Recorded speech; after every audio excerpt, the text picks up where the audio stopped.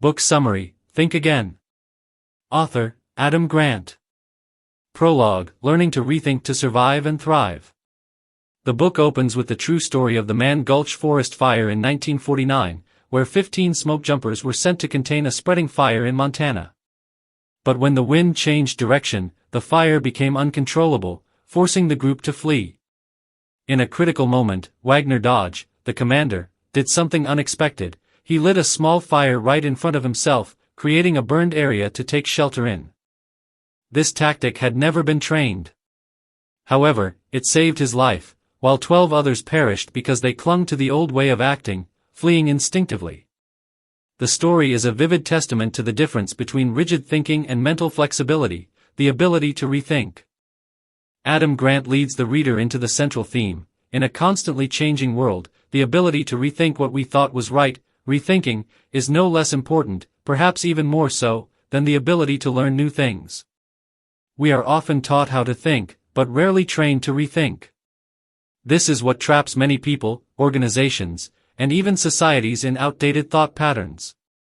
Grant introduces 4 common modes of thinking: the preacher, who defends their faith; the prosecutor, who tries to prove others wrong; the politician, who tries to please the crowd; and the scientist, who constantly questions and tests hypotheses. While the first 3 modes make us prone to the trap of protecting our ego, the scientist mode opens up the opportunity to update beliefs based on evidence, a key condition for adaptation and success. He points out that even intelligent people often do not want to change their minds. They use their intelligence to justify old views instead of finding their own blind spots. Grant gives the example of students who often stick with their initial answers on tests, and contrary to popular belief, those who dare to rethink often answer more correctly. However, rethinking requires energy, courage, and humility, qualities that are rare in a society that values certainty over curiosity. Grant also debunks a popular image: the frog that doesn't jump out of gradually heating water. In reality, the frog jumps out when it senses danger. It is humans who often sit still as things gradually worsen, because they do not want to question their worldview. He concludes the prologue with a confession: he himself once missed the opportunity to invest in a social network before Facebook rose, because he was limited by academic thinking.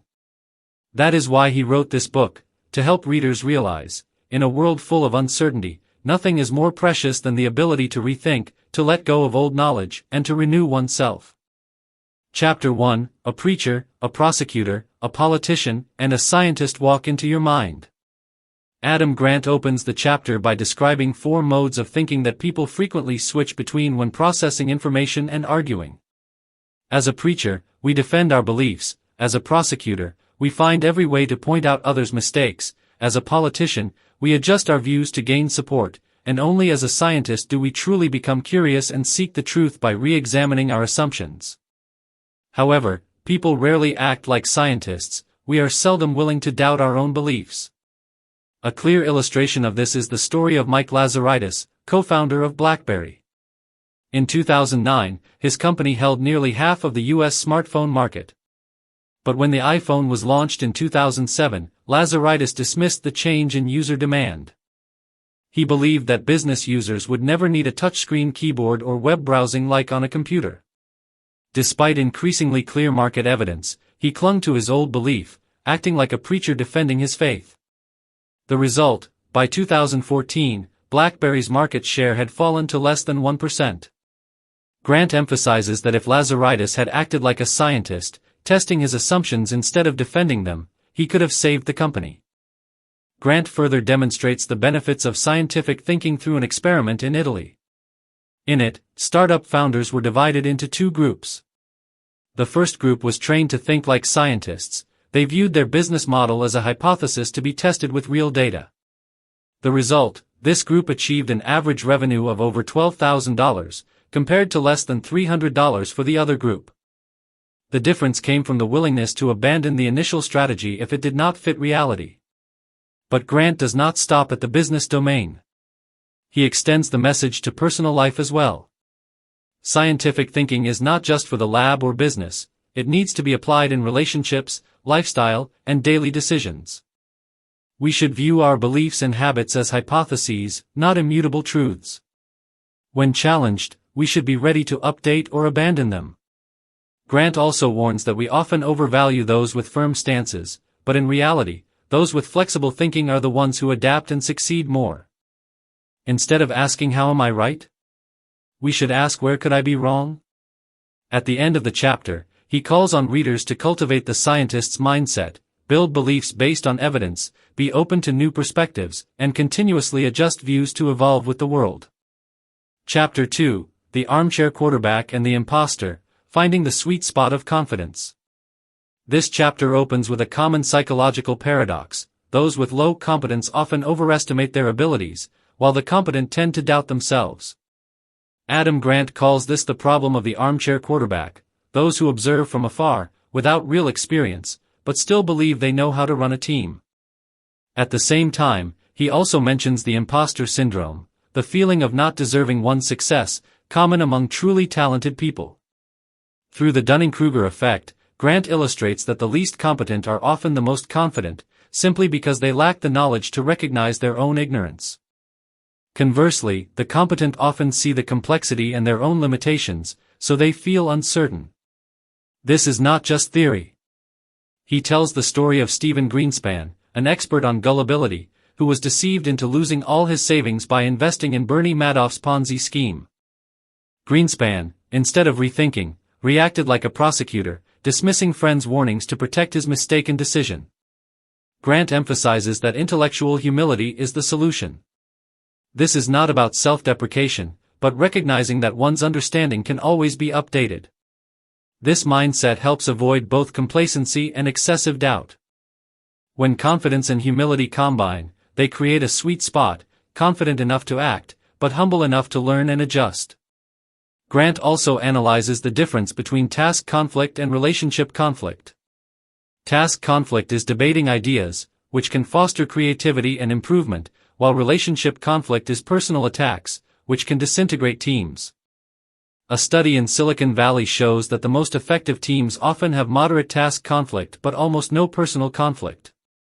They do not shy away from critique but maintain respect. Grant illustrates this through how tech teams improve products.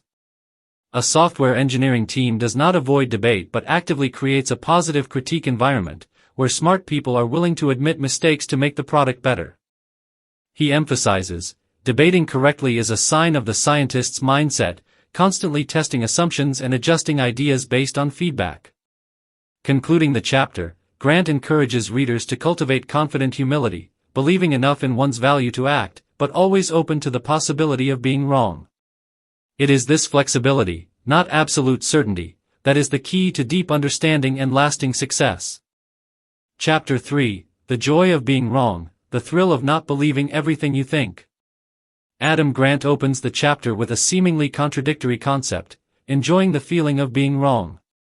In a society that views being wrong as a sign of weakness, admitting mistakes is often avoided. However, Grant argues that the willingness to admit being wrong is not only a sign of intellectual humility but also a gateway to personal growth and wisdom. One of the standout examples Grant presents is that of superforecasters, individuals who can predict political and economic events with superior accuracy. Unlike experts who are confident in their initial judgments, superforecasters frequently adjust their views. On average, they update their predictions 4 times per question, while the average forecaster only adjusts twice. The key is not to always be right, but to be willing to change to get closer to the truth. The story of Jean-Pierre Beugams, one of the famous superforecasters, illustrates this clearly. Beugams accurately predicted the outcome of the 2016 U.S. presidential election, a time when most experts and media believed Donald Trump could not win. He did not just rely on polling data but also analyzed voter psychology, cultural and social factors, while continuously updating his views as new information came in. Grant argues that what made Beugams stand out was not that he was certain of what would happen, but that he did not emotionally attach to his old predictions and was ready to adjust. Additionally, Grant mentions research on students changing answers on exams. The results show that students who changed from wrong to right answers did so more than twice as often as those who changed from right to wrong. This contradicts the popular belief that the first instinct is the best, demonstrating the value of rethinking. Grant also emphasizes the difference between beliefs and evidence. When beliefs are threatened, we often defend them as if we ourselves are under attack. But if we view being wrong as a natural part of the learning process, we will no longer fear it. On the contrary, discovering that we are wrong can become a joy, a step toward deeper understanding. At the end of the chapter, Grant invites readers to change their perspective. Instead of seeing mistakes as failures, view them as valuable data to improve thinking. Just as scientists do not see failure as shameful, but as an essential part of discovery, we too should foster curiosity over defensiveness, and see each wrong as an opportunity to be more right. Chapter 4, The Good Fight Club, The Psychology of Constructive Conflict. Adam Grant poses a seemingly contradictory question: can conflict be a catalyst for creativity and innovation? His answer is yes, if it is constructive conflict managed properly. Grant begins by distinguishing two types of conflict: task conflict, where people disagree on ideas, strategies, or professional opinions, and relationship conflict, where disagreements are personal, attacking the person rather than the issue. Through a study in Silicon Valley, he shows that the highest performing teams are those with moderate task conflict and almost no relationship conflict. In other words, these teams are not afraid of intense debates, as long as they debate to find better ideas, not to win or protect their ego. A prime example is Pixar, the studio famous for its groundbreaking animated films. When director Brad Bird was brought in to develop The Incredibles, he deliberately chose employees who were seen as difficult to work with because they frequently argued within the team. Bird believed that disagreement, when properly directed, would create new perspectives and drive creativity. The result was a film that was not only a huge success but also critically acclaimed for its depth and screenplay, thanks to the continuous rethinking process from critique meetings. Grant also shares his personal experience when writing the book. He built a challenge network, a small group of people willing to give frank and rigorous feedback on his drafts. Unlike polite compliments, this network helped him identify weaknesses in his arguments, narrative, or style. For Grant, these feedbacks were not criticisms but gifts that helped him rethink from the ground up. At Pixar, the critique process is institutionalized into what is called the Brain Trust, a group of directors, writers, and producers who regularly meet to dissect ongoing projects. These meetings are not hierarchical, they are spaces where every idea can be challenged, and every member must learn not to attach their ego to their work. This creates a culture of continuous innovation, where being wrong is not seen as failure but as a starting point for something better. Grant concludes that constructive conflict is not something to avoid but something to nurture, provided it is based on respect and a shared goal.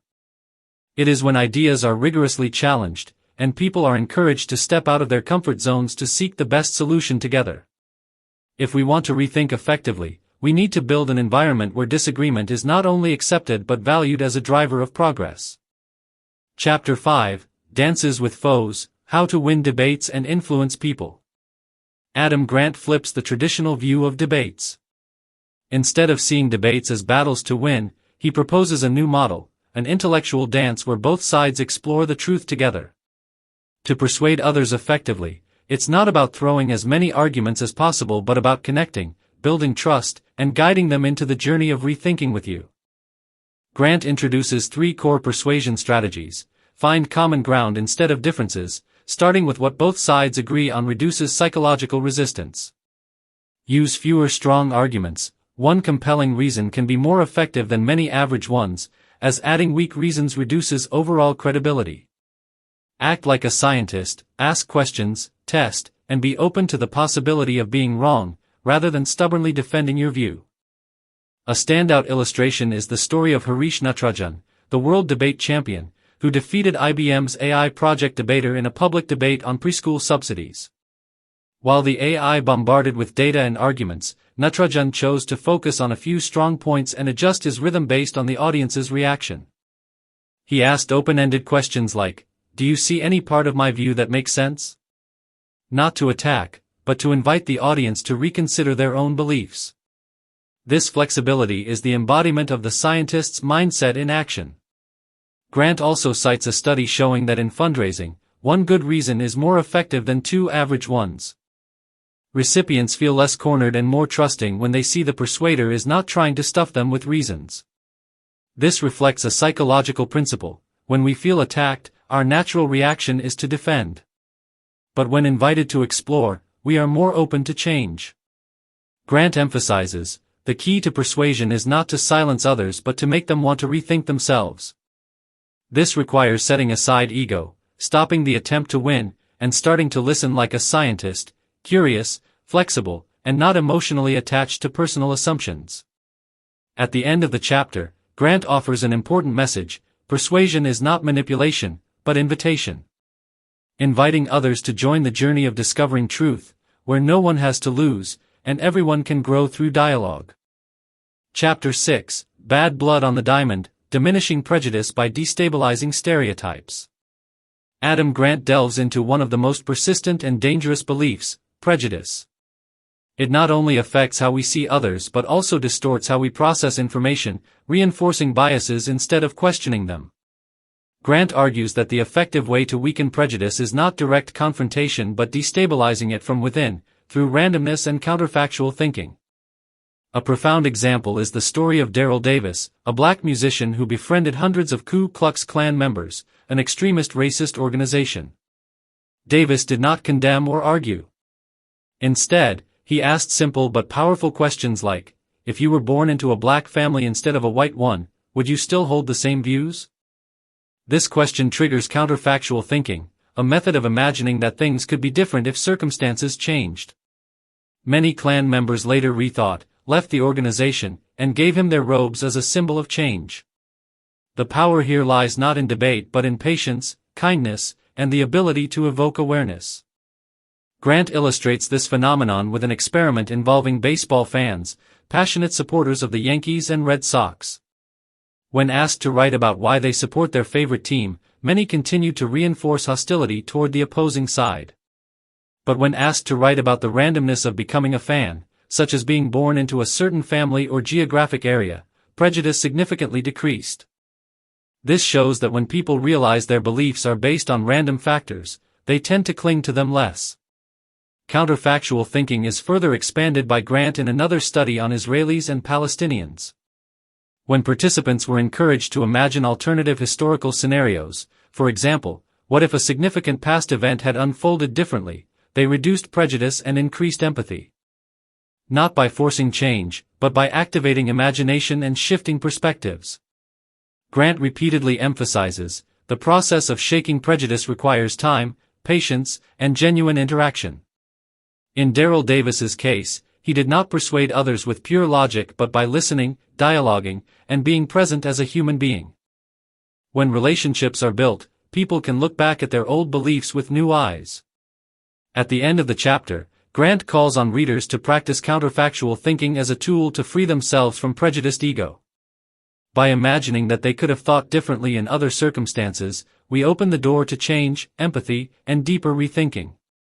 Chapter 7, Vaccine Whisperers and Mild-Mannered Interrogators, How the Right Kind of Listening Motivates People to Change.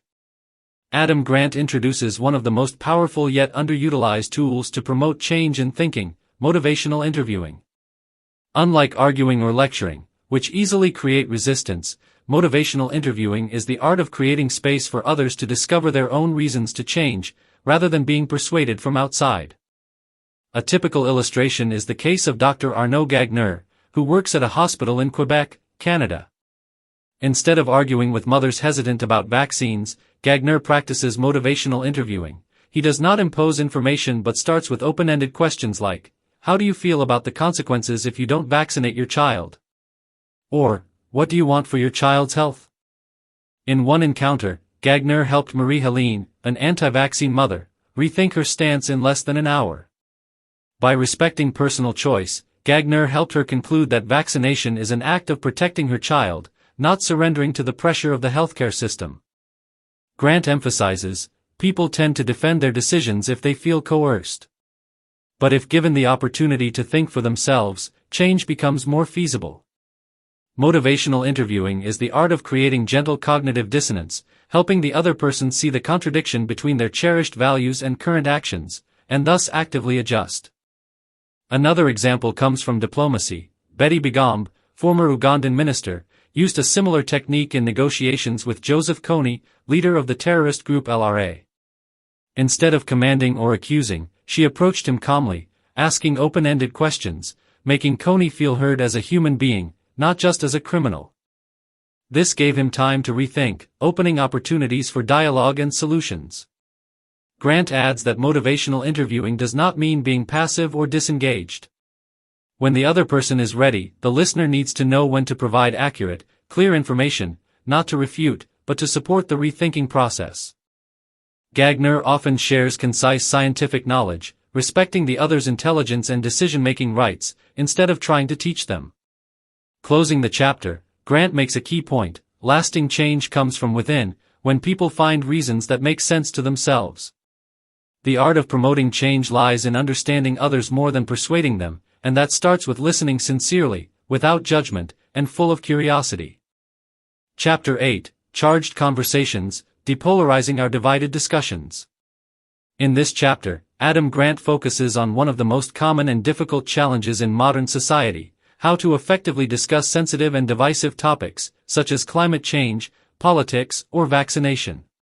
He explains that one of the biggest barriers is the binary bias, the tendency of the human brain to simplify complex issues into two extreme choices. Grant points out that in controversial topics, we often unconsciously divide the world into right versus wrong, good versus bad, us versus them. This makes conversations easily turn into battles for victory rather than joint truth-seeking. For example, in climate change, surveys show that only about 59% of Americans consider it a serious threat. But Grant argues that this number misleads us, because in reality, the remaining 41% do not all completely deny climate change, they just differ in the level of concern, causes, or actions. Views are not two extremes but lie on a broad spectrum, and understanding that spectrum is what helps discussions progress. To counter binary bias, Grant proposes a strategy called complexifying, deliberately presenting multiple perspectives, multiple levels of the issue, to avoid falling into the simplification trap. When listeners realize there is no clear black and white line, they are less likely to cling to extreme views.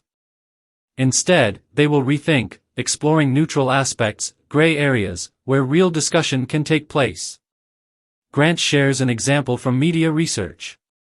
When news programs present more than two viewpoints, including moderate arguments, scientific perspectives, and even uncertainties, viewers are less polarized and tend to evaluate information more rationally. He argues that complexity does not confuse people but makes them more cautious in their thinking. A specific example in the chapter is a conversation about climate change between a scientist and a skeptic. When the scientist does not directly refute but asks, "Do you believe the climate is changing?" then continues, "How much do you think humans contribute to it?" the dialogue shifts from debate to genuine conversation. The answer is no longer yes or no, but how much, in what way, to what extent, thereby opening space for mental flexibility. Grant ends the chapter with a clear message: polarization is the most dangerous cognitive trap of the 21st century. When every issue is pulled to two extremes, we lose the ability to negotiate, learn, or develop. But if we know how to make conversations appropriately complex, we not only save the dialogue but can also reduce extremism in the community and society. Chapter 9, Rewriting the Textbook, Teaching Students to Question Knowledge. Adam Grant poses the issue: if we want future generations to know how to rethink, we must teach them to view knowledge not as immutable truth but as updatable hypotheses. Instead of one-way information transmission, education needs to shift from imparting to activating, helping students learn to self-question, verify, and adjust their understanding. Grant tells of Aaron McCarthy, a high school social studies teacher who changed how students approached the Holocaust. Instead of teaching from textbooks, McCarthy encouraged students to question what was written, evaluate sources, and explore different historical perspectives themselves. This made students actively explore history like historians, not just repeat recorded information. A study cited by Grant shows that active learning methods, where students ask questions, participate in discussions, critique, and do their own projects, help them score 14% higher than those who learn traditionally by just receiving information.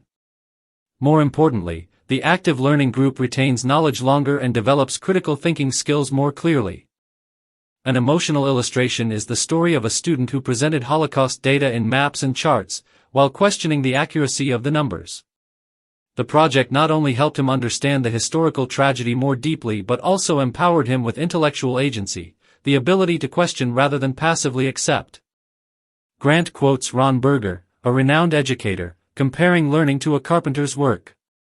Students should not do assignments just once but learn to draft, receive feedback, revise, and redo, just as a craftsman always refines their product to perfection. A creative idea Grant suggests is to build a classroom museum, where students display their work and receive feedback from peers, teachers, and even parents.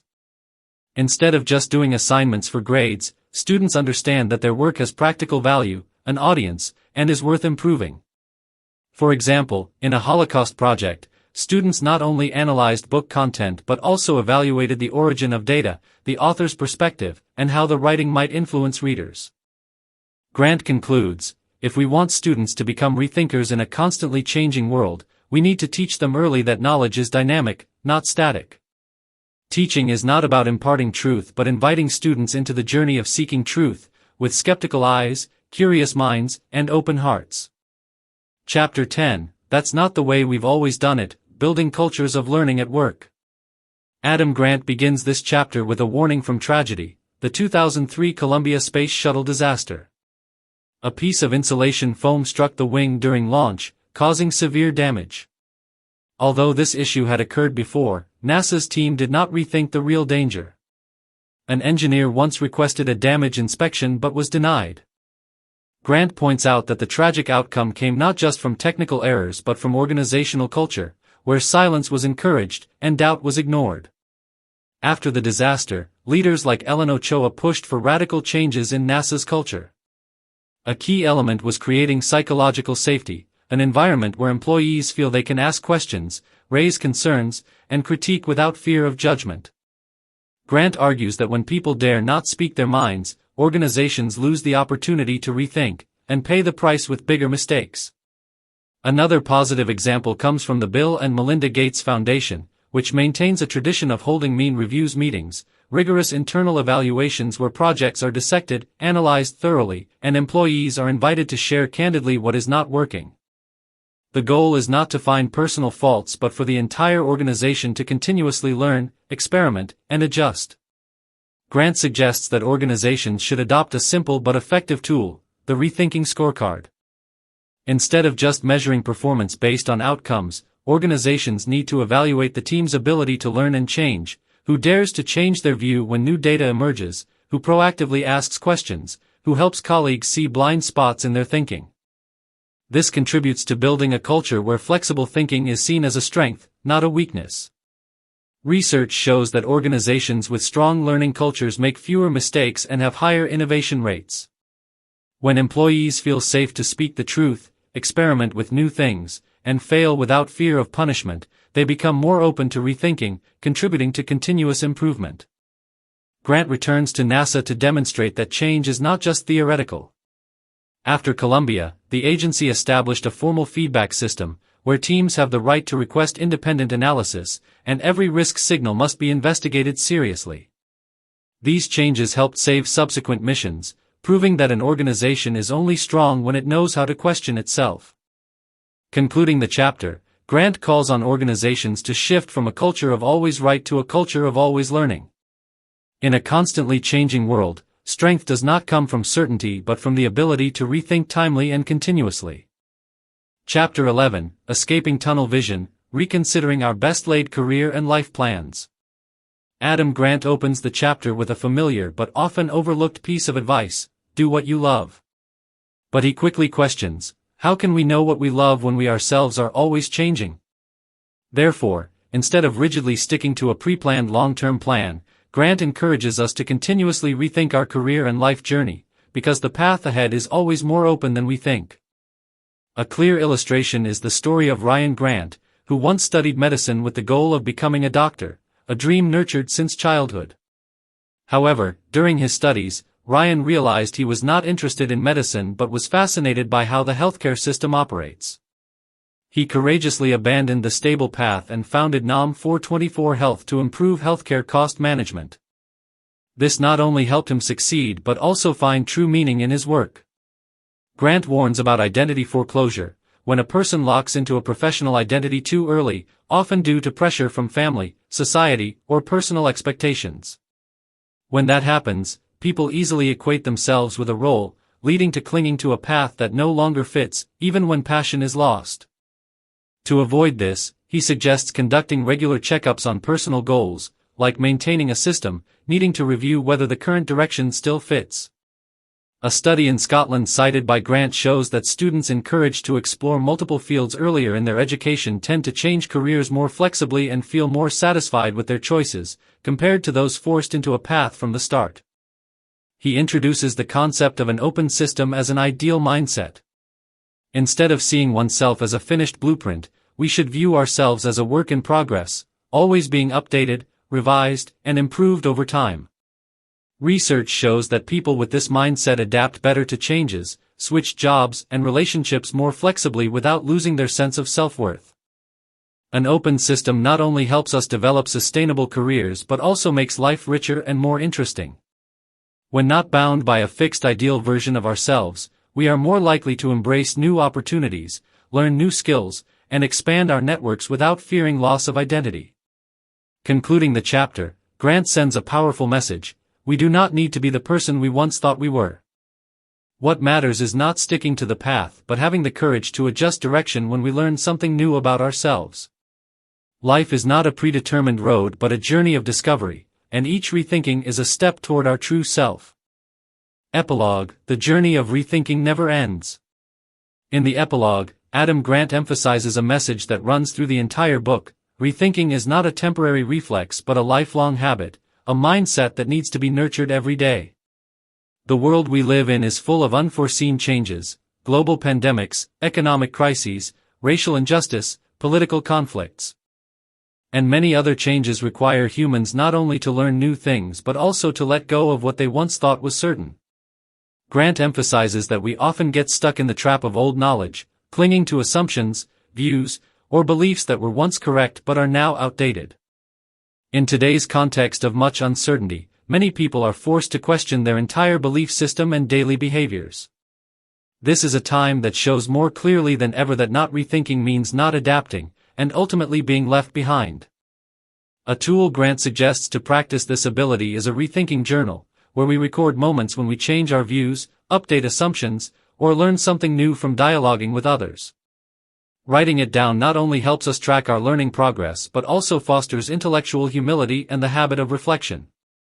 Grant shares that he himself maintains such a journal, and over time, it has helped him realize how much he has grown in his thinking, communication, and decision-making. He also encourages readers to apply the scientist's mindset in daily life, not always asking big questions, but simply learning to question themselves, from small things like habits, relationships, or how we react to others.